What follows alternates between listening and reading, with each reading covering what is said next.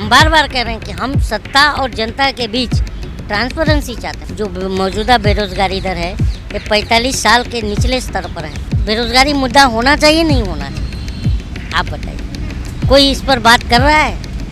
क्यों नहीं कर रहा है? देखिए, लगातार ये भी चर्चाएं होती नहीं कि अमित शाह के मुलाकात करने के बाद ही पहलवान लोग पीछे हो गए हैं। आपको पता नहीं है कि पीछे हुए हैं या नहीं है? क्या कि आपका भी चैनल अफवाह फैलाता है? नहीं ना, आपको तो ये बात पता होगा ना कि अफवाह महज फैलाया गया था।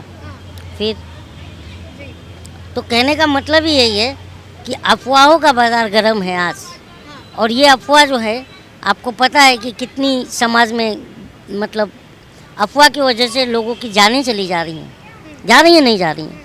तो इस तरह का अफवाह अगर नेशनल मीडिया टीवी पर बैठ के फैलाने लगे तो हम जनता का जो है बहुत टेंशन में आ जाते हैं कि हमारा फ्यूचर, हमारे बच्चों का भविष्य जो है कहाँ जा रहा है, ये हम सोचते हैं जी।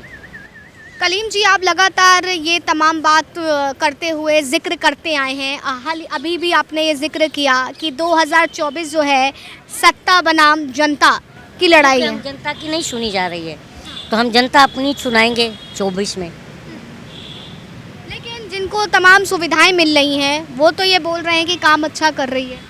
आपको मिल रही हैं सुविधाएं, हम जनता को तो नहीं मिल रही हैं। तो शायद आपको लग रहा है कि अच्छा है, पर हम जनता में तो कुछ दिख नहीं रहा है। जनता आज मंदी से भी त्रस्त है, बेरोज़गारी से। आपको पता भी होगा कि जो मौजूदा बेरोज़गारी दर है ये 45 साल के निचले स्तर पर है, आपको पता होगा। और रूरल जो और गांव देहात में और अर्बन में, रूरल में जो बेरोज़गारी दर है, आपको पता ही होगा कितना अंतर है। और सबसे ज़्यादा पीड़ित जो है गांव साइड की जो पब्लिक है बेरोज़गारी से, वो है। तो बताइए कि बेरोज़गारी मुद्दा होना चाहिए, नहीं होना चाहिए? आप बताइए, कोई इस पर बात कर रहा है? क्यों नहीं कर रहा है? हम यही तो पूछ रहे हैं। देखिए कलीम जी, आपके सवाल जो हैं बेहद जायज़ हैं और मैं ये मानता हूँ कि जितनी बेरोज़गारी बढ़ रही है उतना क्राइम रेपो भी बढ़ रहा है। बढ़ रहा है, नहीं बढ़ रहा है? आप जर्नलिस्ट हो तो अगर बेरोज़गारी पर काम करे सरकार तो क्राइम भी कम होगा, इसका ग्राफ भी कम होगा। तो मतलब आप कह रहे हैं कि बेरोज़गारी पे अगर काम हुआ तो क्राइम के आंकड़े कम होंगे। लेकिन अगर हाल ही में बात करें, ये दिल्ली शहर है, इसी में ही 3 बड़ी घटनाएं घटित हुई। जिस तरीके से murder case, Nikki murder case सामने आया, श्रद्धा मर्डर केस सामने आया, इस तरीके से बेरहमी से टुकड़े कर दिए गए। हाल ही में साक्षी मर्डर केस। तो मैं कह रहा हूँ ना मैडम, ये आप इसको किस तरह से देखती हैं? नहीं, आप हम दोनों संवाद कर रहे हैं तो आपका भी तो पॉइंट ऑफ व्यू जनता जानना चाहेगी ना।